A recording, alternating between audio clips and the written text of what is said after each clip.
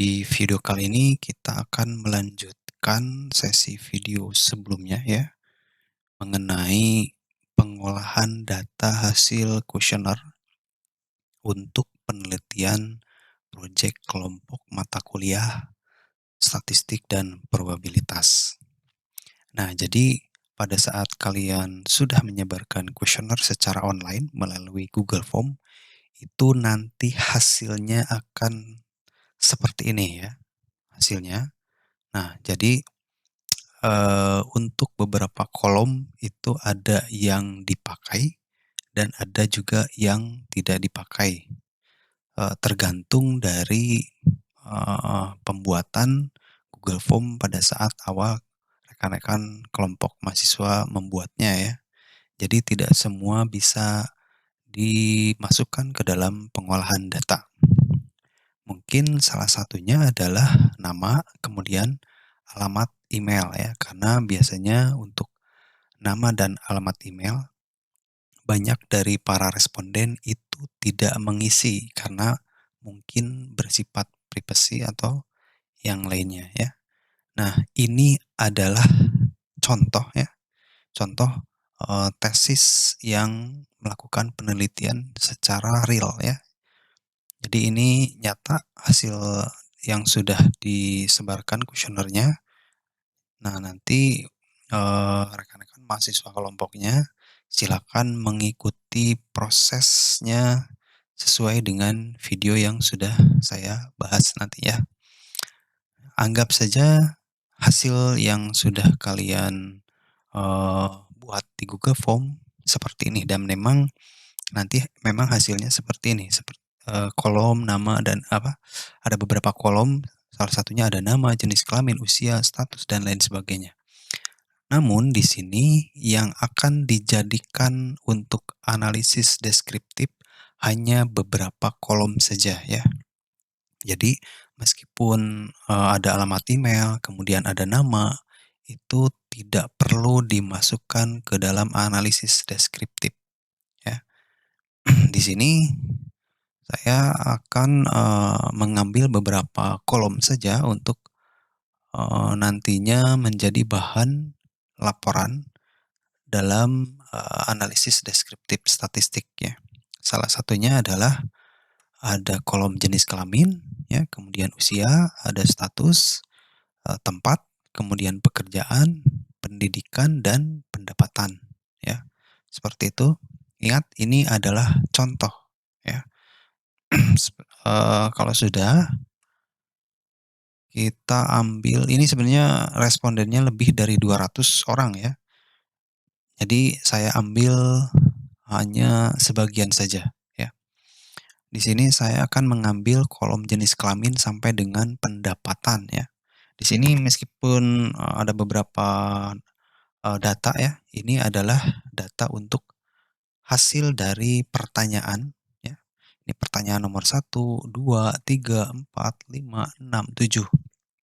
Nah, ini adalah saya jelaskan dulu, ini adalah pertanyaan variabel X1 ya, ingat variabel X1 ya, variabel independennya.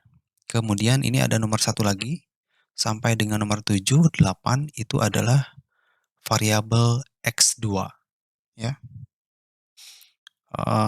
Kemudian ini adalah, variabel yang lain lagi 1, 2, 3, 4, 5, 6, 7, 8, 9 pertanyaan ya, 10 sampai dengan 10 ini bisa masuk ke variabel X3 ya. Selanjutnya ini nomor 1 sampai dengan nomor berapa ya ini? Nomor 10, 11, 12 ini adalah variabel dependent atau variabel Y, seperti itu ya. Tapi untuk, posisi variabel itu bisa saja misalkan X1, X2, Y, Z ya, tergantung dari variabel mana yang akan kalian, teliti ya. Jadi ingat harus disesuaikan dengan, kebutuhan, kemudian disesuaikan juga dengan penelitian kalian variabel apa yang akan kalian ambil ya. Jadi tidak harus X1, X2, X3, Y. Bisa juga kalian misal X1, X2, kemudian Y, kemudian Z. Jadi nanti akan ada variabel, Y-nya, kemudian ada variabel Z-nya juga ya, di samping variabel X. Tapi kalau misalnya kalian bingung bisa menggunakan variabel X1, X2, X3, dan Y. Seperti itu ya.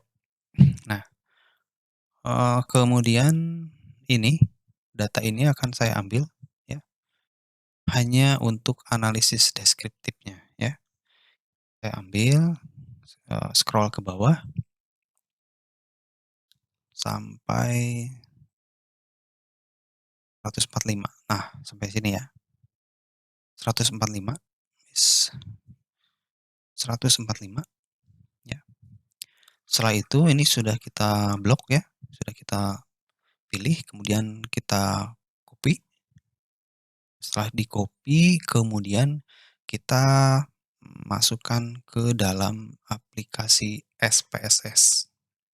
Kebetulan saya di sini menggunakan SPSS versi 23. Kalau kalian mau menggunakan versi SPSS yang terbaru, boleh ya. Oke, setelah itu kita masukkan ke lembar kerja SPSS ya di sini. Kemudian paste, Ctrl V,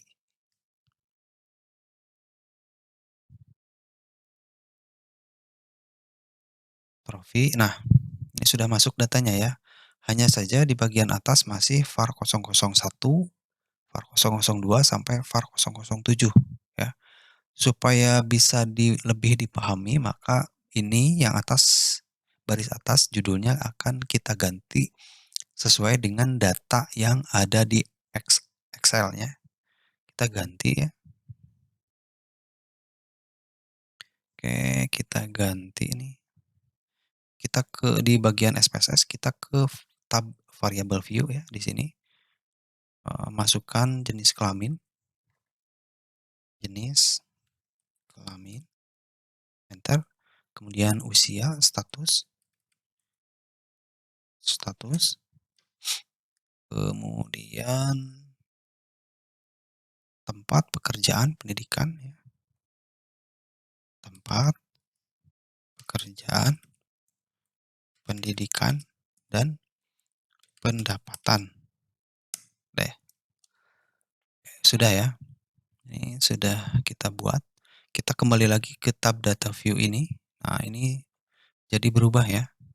Seperti ini, mulai dari jenis kelamin, usia, status, tempat, pekerjaan, pendidikan, pendapatan.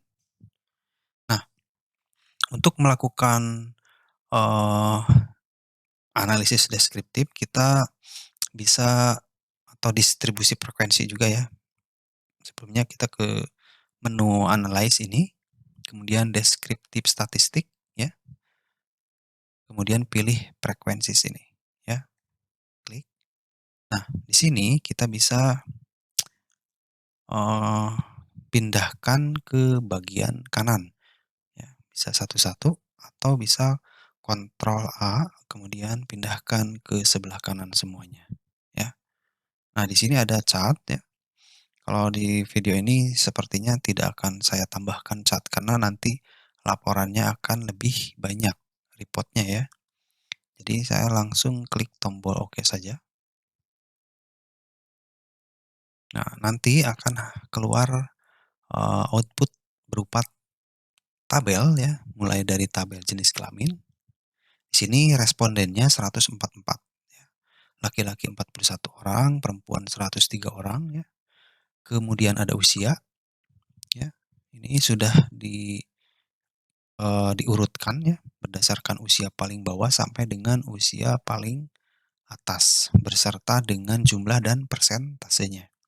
Kemudian ada status, kemudian ada tempat. Nah, untuk tempat di sini disesuaikan saja ya. Kalau misalnya di objek penelitiannya ada responden yang di luar dari tempat kalian meneliti, silakan ditambahkan saja.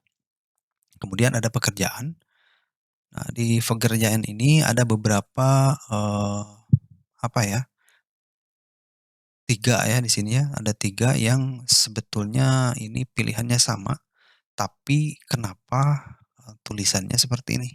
Itu biasanya ada pilihan lainnya ya, di luar dari pilihan BUMD, farmasi, freelancer, guru, dan lain sebagainya. Di luar itu ya, biasanya ada pilihan lainnya yang harus diketik manual, sehingga si responden ada yang mengetik secara ringkas, ada yang mengetik hurufnya kecil semua, ada juga yang mengetik huruf depannya besar dan ke belakangnya kecil. Jadi ini dianggap typo ya, sehingga, eee, termasuk ke dalam data baru, di samping dari yang ini ya, ibu rumah tangga seperti itu. Nah seperti ini ya, ada pegawai swasta, di sini ada pilihan sebenarnya, cuman mungkin ada responden yang memang mengisi manual dengan pegawai swasta ini. Sehingga akan menghasilkan 2 data ya, 2 data pekerjaan, seperti itu. Jadi saran saya untuk kuesioner silakan rekan-rekan mahasiswa ada yang berinisiatif, menggunakan combo ya, combo box sehingga tinggal pilih saja, jadi tidak perlu di-input manual oleh responden. Nanti hasilnya akan seperti ini biasanya ya. Nah kemudian ada pendidikan ya di sini mulai dari, SMA sampai dengan S2. Di sini, di tabel ini biasanya diurutkan berdasarkan abjad ya. Jadi kalau di bab 3 nanti untuk isi dari laporannya, usahakan pendidikannya diurut dari pendidikan yang paling, kecil ya atau yang paling rendah. Mulai dari, SMA misalkan, kemudian D3, S1, S2 seperti itu ya. Nah kemudian untuk, data pendapatan, tabel data pendapatan ini juga nanti bisa diuraikan mulai dari pendapatan terkecil ya. Di sini kan 4,5 sampai 7 juta ini di tengah ya, seharusnya ini paling atas ya.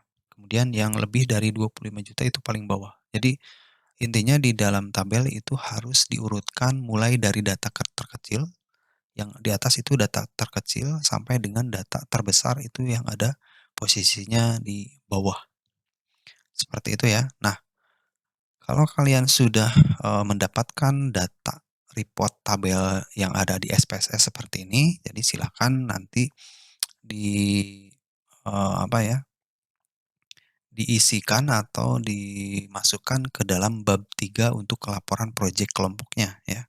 Kemudian formatnya seperti ini ya. Nah, formatnya seperti ini, jadi kalian bisa, apa ya, menambahkan beberapa deskripsi, misal di dalam subjudul, misal hasil penelitian, deskripsi responden, silakan kalian, memberikan deskripsi di sini, respondennya berapa, ini tidak perlu lah ya, ini tidak perlu, bisa kalian hapus ya. Nah dari sini ya, seperti itu. Misal 144 responden ya, kemudian kalian uraikan tabelnya seperti ini, misal tabel 3.1 jenis kelamin responden. Nah, isi dari tabel ini kalian tinggal lihat ke output ini ya.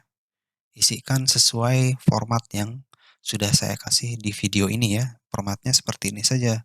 Tidak perlu menyerupai yang ada di SPSS ini karena terlalu banyak kolom ya. Kita ambil hasil intinya saja ya.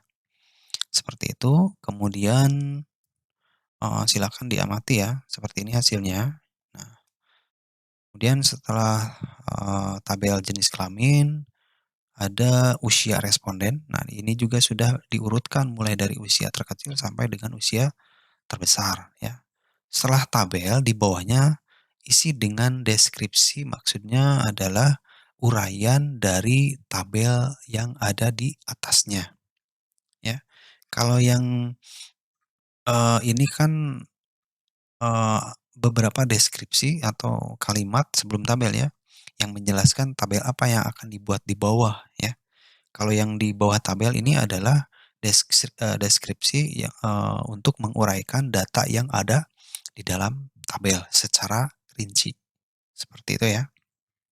Nah kemudian ada usia responden, kalian masukkan deskripsinya di bawahnya, kemudian pendidikan responden, nah ini kan SMA, D3, S1, S2. Masukkan di sini juga deskripsinya, ya. Kemudian ada penghasilan responden.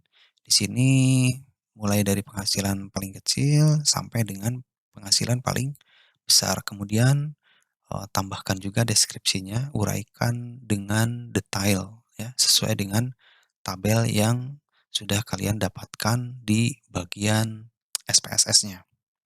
Seperti itu ya. Nah, selanjutnya akan ada beberapa tabel untuk deskripsi penelitian. Dalam hal ini nanti variabel apa yang akan kalian ambil ya. Misalkan ini, ingat ini hanya tabel contoh, tapi kalian nanti membuat format tabelnya seperti ini ya. Jadi tidak bingung ya.